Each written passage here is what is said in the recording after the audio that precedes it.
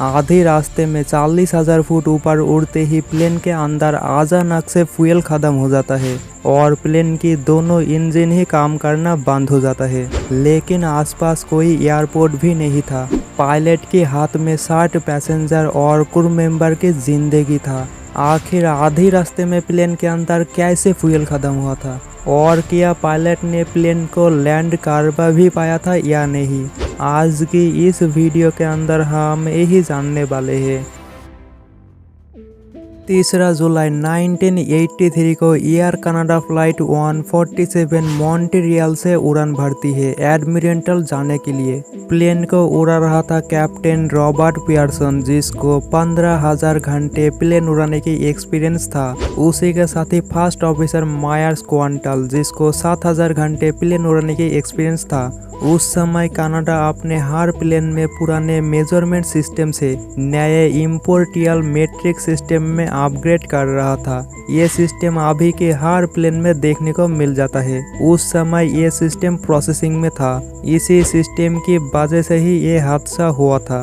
दरअसल उस समय इस प्लेन में नए इम्पोर्टियल मेट्रिक सिस्टम को इंस्टॉल किया गया था, लेकिन बाकी के प्लेन में वही पुराने मेजरमेंट सिस्टम ही था। एयर कनाडा फ्लाइट 147 और फ्लाइट 143 ये दोनों प्लेन देखने में बिल्कुल सेम ही था और फ्लाइट 143 में पुराने वाले सिस्टम ही इंस्टॉल था। इसलिए फ्यूल टीम को लगा था कि इस प्लेन में भी वही पुराने सिस्टम ही इंस्टॉल है। इसलिए फ्यूल टीम ने गलती से 2,23,000 kg फ्यूल भरने की बजाय 2,23,000 पाउंड फ्यूल भर देती है। इसका मतलब प्लेन में सिर्फ आधा फ्यूल ही भरा गया था। और तो और यहाँ पर पायलट ने भी एक गलती किया था। प्लेन को टेक ऑफ करने से पहले पायलट ने फ्यूल मीटर को बिना चेक किए ही फ्यूल टीम को कॉन्फर्मेशन दे दिया था, जो पायलट की सबसे बड़ी गलती थी। जब प्लेन 40,000 फुट ऊपर था तब प्लेन के अंदर अचानक से एक सिग्नल बजने लगता है।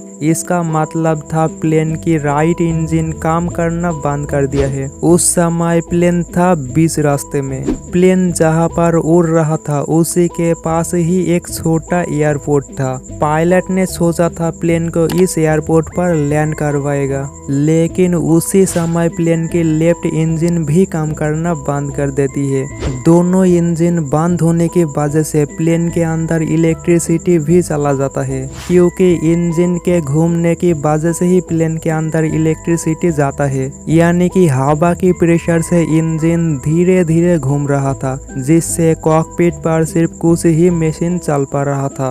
दोनों पायलट ये समझ नहीं पा रहा था कि अब क्या करेंगे, क्योंकि 60 पैसेंजर के साथ क्रू मेंबर का भी जिंदगी उनके ही हाथ ही था। उसके बाद पायलट इस प्लेन की इमरजेंसी गाइड बुक खोल के देखने लगते हैं। जब प्लेन की दोनों इंजन काम करना बंद कर देती है उस समय क्या किया जा सकता है, लेकिन इस बुक के अंदर ऐसा कोई भी गाइडेंस नहीं था। और तो और बुक पढ़ने में पायलट का ऊपर से बहुत समय भी बर्बाद हो जाता है। प्लेन के अंदर इलेक्ट्रिसिटी ना होने की वजह से वर्टिकल इंडिकेटर और एंटीट्यूटर इंडिकेटर भी काम नहीं कर रहा था, जिस वजह से पायलट ये देख नहीं पा रहा था कि प्लेन जमीन से कितनी ऊपर है और कितनी स्पीड पर है। लेकिन फिर भी कैप्टन प्लेन को 400 किलोमीटर की स्पीड पर नीचे उतरने लगते हैं। फर्स्ट ऑफिसर ये कैलकुलेट करने लग जाती है कि प्लेन की स्पीड कितनी हो सकती है और प्लेन नीचे ठीक से उतर पाएगा या नहीं। पायलट एयर ट्रैफिक कंट्रोलर के साथ कनेक्ट करते हैं। एटीसी बताते हैं प्लेन बहुत तेजी से नीचे आ रहा है। तभी फर्स्ट ऑफिसर को अपने पुराने गिमली एयरफोर्स पोर्ट की याद आ जाता है, जो वही पर ही था। एटीसी और पायलट मिलकर ये कैलकुलेट करके देखते हैं प्लेन उस जगह तक पहुंच जाएगा। लेकिन एक बुरी खबर भी था जो उनको नहीं पता था। ये पोर्ट अभी एक रेस ट्रैक में बदल गया है। है और उस समय ट्रैक पर एक रेस भी चल रही थी जिसे हजारों लोग देख रहे थे। अगर प्लेन को उस जगह पर लैंड किया जाएगा तो 60 पैसेंजर के साथ साथ हजारों लोगों का जान भी खतरे में पड़ सकती है। लेकिन अच्छी बात थी कि रेस ट्रैक के बाजू में ही था ग्रेक ट्रैक जो पूरी तरीके से खाली पड़ा था। पायलट उसी जगह पर प्लेन को इमरजेंसी लैंड करवाने के लिए तैयार हो जाता है। प्लेन की लैंडिंग गियर ग्रेविटी की वजह से ऑटोमेटिकली बाहर आ जाता है, लेकिन इलेक्ट्रिसिटी ना होने की वजह से फ्रंट व्हील लॉक नहीं हो पा रहा था।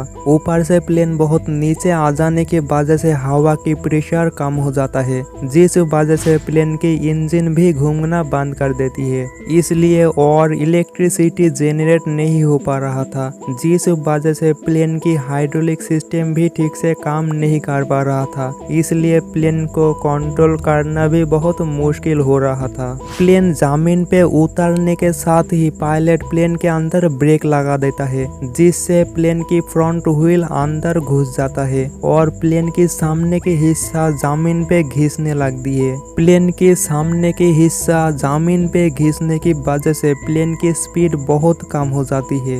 उसी के साथ कैप्टन मेन लैंडिंग गियर में ब्रेक लगा के पीछे की व्हील भी तोड़ देती है, जिससे प्लेन जल्दी रुक जाता है। अगर सामने की व्हील अंदर नहीं घुसता था तो प्लेन जल्दी नहीं रुकता था और इससे प्लेन रेस ट्रैक पर भी जा सकता था। इस इंसिडेंट की असली दोषी भी कैप्टन था, इसलिए कैप्टन को 6 महीने के लिए सस्पेंड कर दिया जाता है और फर्स्ट ऑफिसर को 2 हफ्ते के लिए सस्पेंड कर दिया गया था। लेकिन फिर भी प्लेन को सही सलामत लैंडिंग करवाने के लिए दोनों पायलट को आउटस्टैंडिंग एयरमैनशिप FN का सम्मान भी दिया गया था।